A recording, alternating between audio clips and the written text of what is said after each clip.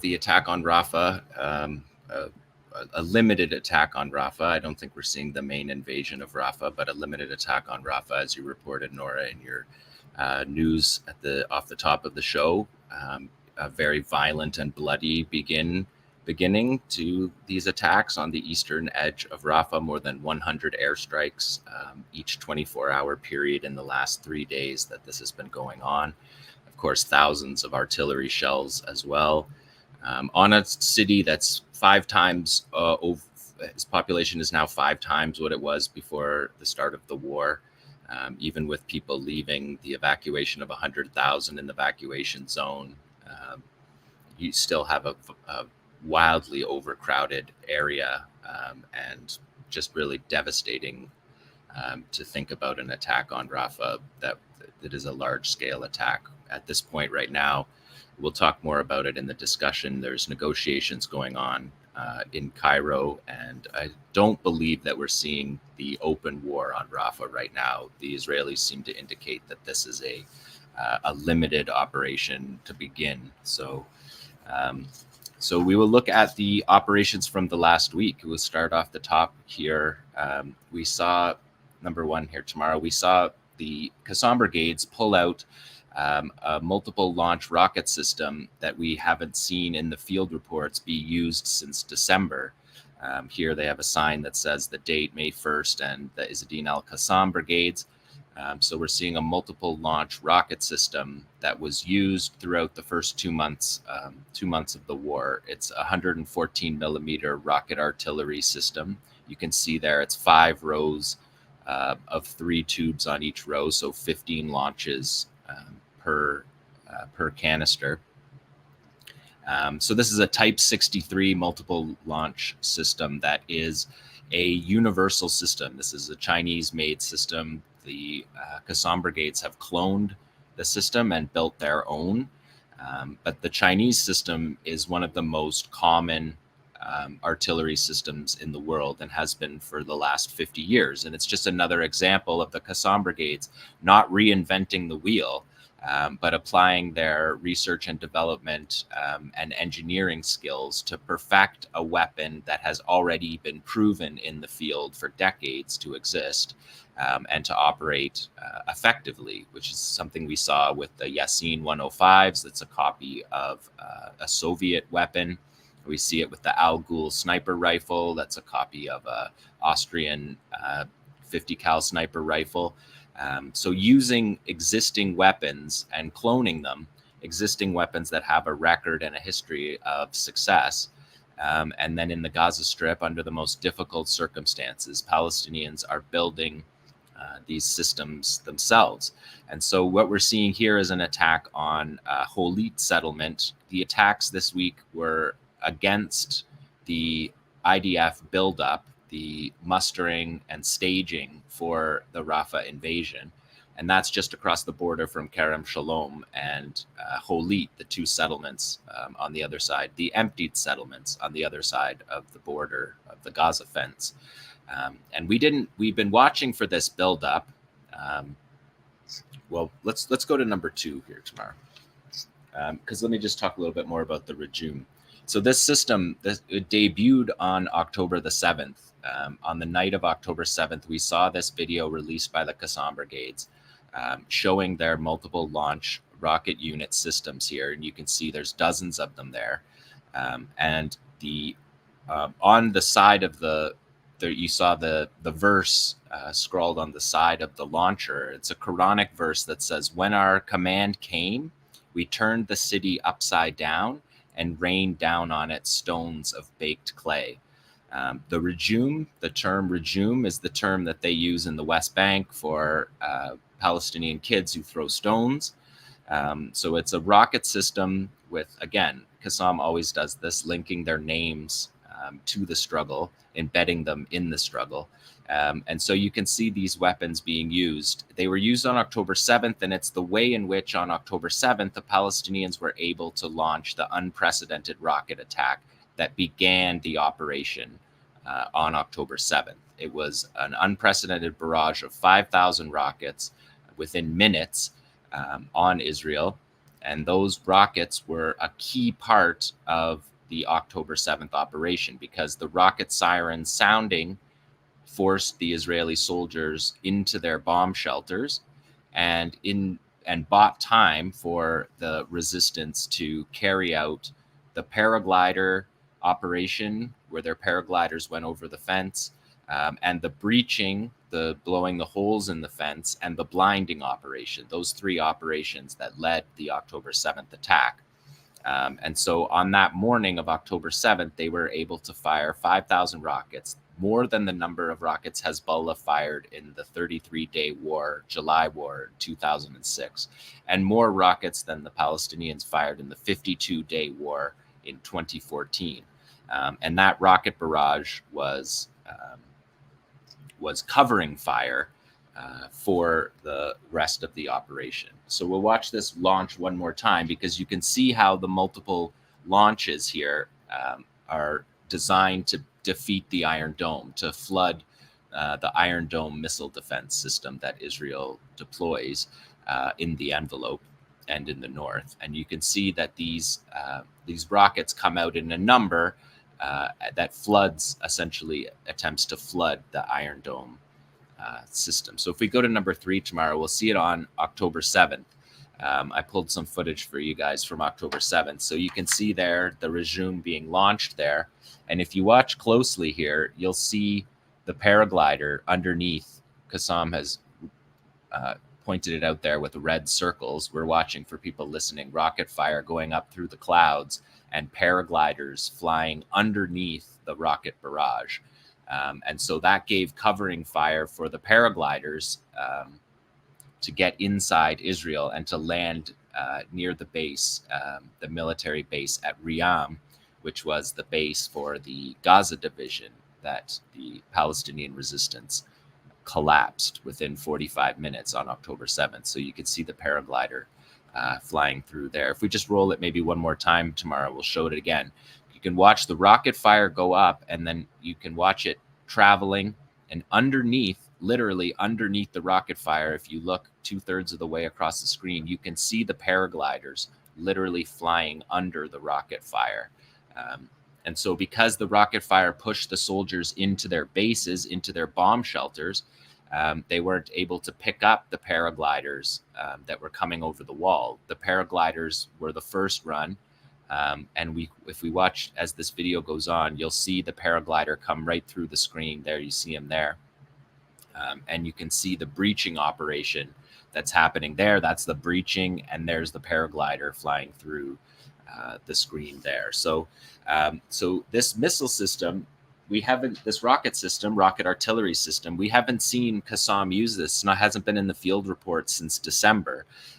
So not only are they not running out of weapons, they're clearly choosing weapons for the appropriate circumstances. And so now that we had a situation on the ground where Israeli forces were mustering outside, and if we show the satellite images here tomorrow, 3B, we could see the satellite imagery of the mustering of the IDF forces on the other side of the border from Rafa. And this is 3 miles, 3 kilometers across the border, well within range. And you can see the armored vehicles build up there.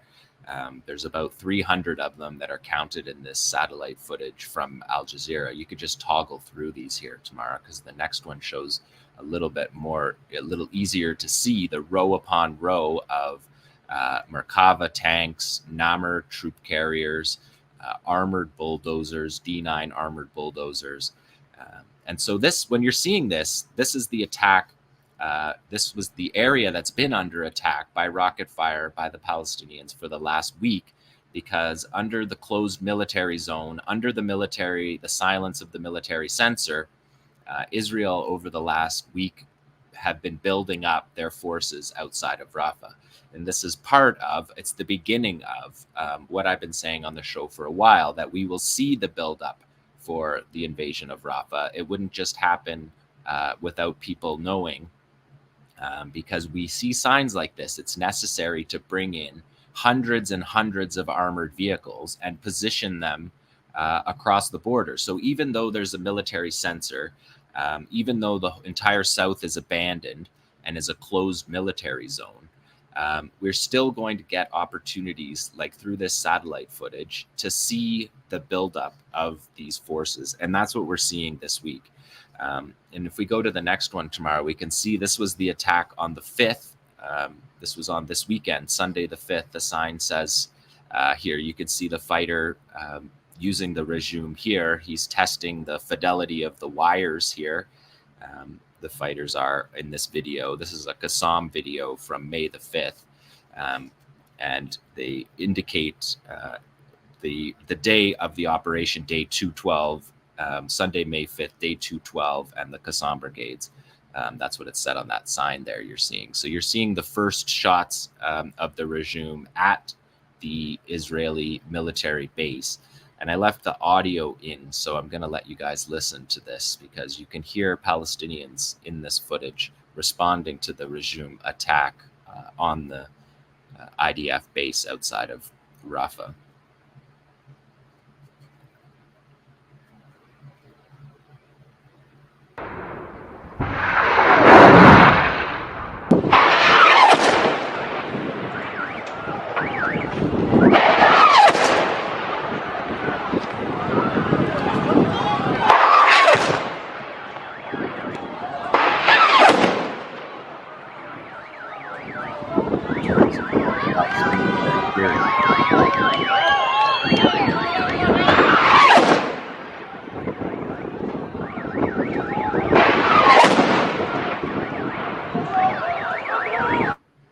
Incidentally, that's a car alarm you're hearing. That's not air raid sirens in Israel. The air raid sirens didn't start immediately on this attack.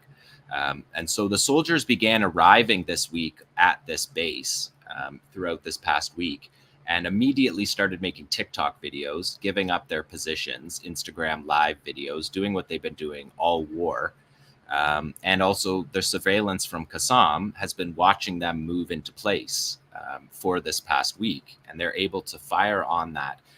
If we show it maybe one more time around tomorrow, we can see that there was 10 rockets fired out of this resume, 10 rockets fired, and the IDF claimed 14 casualties. They admitted to 14 casualties on this base. So 4 were killed, 3 seriously wounded out of the 14 casualties. So 14 casualties on 10 rockets, none intercepted by the Iron Dome in this particular instance. Again, you're seeing that sign say the date, day 212. Day 212 of the operation, day 190 of plus of the ground war.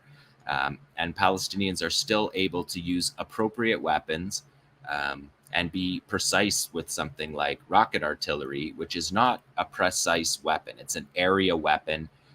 It's an artillery shell that explodes in a blast radius that has tens of meters of a blast radius. And so it's an area weapon. The idea is you fire many of them. You can change the angle of the launcher, and you calculate the speed and the trajectory in order to aim. And the Palestinians were clearly able to, the 𝐓𝐡𝐞 brigades in this case, were clearly able to calibrate perfectly to hit this base. This is the buildup of 300 tanks that are on their way for the invasion of Rafah. It's part of it. If there's actually a full-scale invasion of Rafah, they're going to need more vehicles and more troops than we're seeing right now. But like Israel said, this is a limited incursion right now to the eastern edge of Rafah, so possibly that's enough troops for that. So let's show number 5 tomorrow. This is what it looked like from the Israeli side. So this is the base. You can hear the air raid sirens, and you can see. Sorry about that. Sorry about this telegram stamp across this video. It's unfortunate that they do this, but in any case, you're seeing D9 armored bulldozers. You're seeing dozens of them. You could hear the alarm going off in this video. And you can see the soldiers hiding behind their vehicles right here. You can see the depth of. There's another strike there that you can hear. So there's another strike. So they're able to hit repeatedly. That's the third one, and there's still no air raid siren. No air raid siren, no Iron Dome response to these missiles over this base. And just gives you a real sense. There was another one that you heard. Just a real sense of how close these artillery shots, and now you hear the air raid sirens. So the air raid siren is coming at far too late for warning of their troops. So a lot of this vaunted air defense system. There's another one. There's another one landing. He's going to hide behind his bulldozer here. And if we show the next one too tomorrow, we can see in number 6, you could see the shell land. These soldiers are having fun, bringing drinks over to their card table. And now they see the first rocket come in. You see it land there on the base, on the tent of the base. 𝐓𝐡𝐞 identified that as the command tent. It's unclear if that is true. The casualties that the Israelis admitted to, the 4 dead soldiers were young soldiers. It didn't appear to be in soldiers from that command tent. But these soldiers immediately are doing this. This video is from the IDF. These are their soldiers making Instagram live videos, just messing around, giving up their positions, giving up the detail of how their vehicles are parked. 𝐓𝐡𝐞 has other intelligence assets and ways of getting knowledge of how the vehicles are, right? They have drone and surveillance, reconnaissance of this area.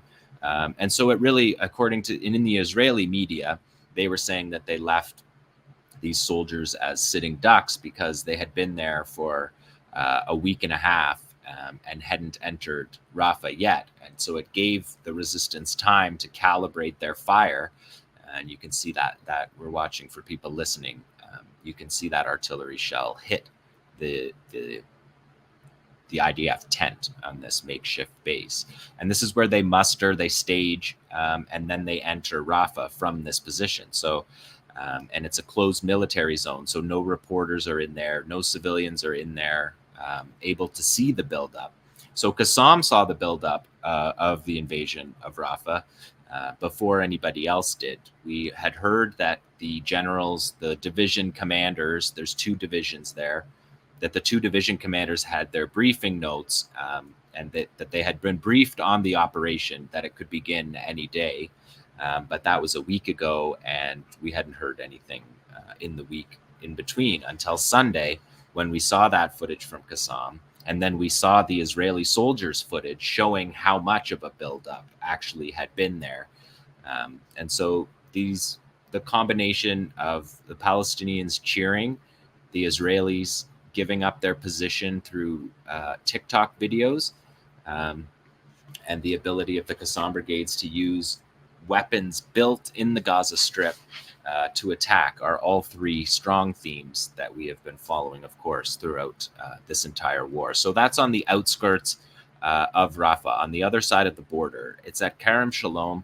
The BBC, the State Department, and the New York Times, they followed the Israelis saying that that was an attack on, that the attack with casualties was an attack on Kerem Shalom, on the aid crossing. But it's not. And we could see from those satellite footages that it was clearly not a target on the crossings, the aid crossings, that the Palestinians, for obvious reasons, don't target the aid crossings. They target massive concentration of American, primarily American-built weaponry, and they hit it effectively. So that's the operations outside of Rafah. Thanks for watching this video. Please subscribe to our YouTube channel, hit like, leave a comment. These engagements help us with the YouTube algorithm, and it helps us to get around Silicon Valley censorship as much as possible. It does make a difference. You can also support our journalism by going to electronicintifada.net and clicking on donate now. Thank you.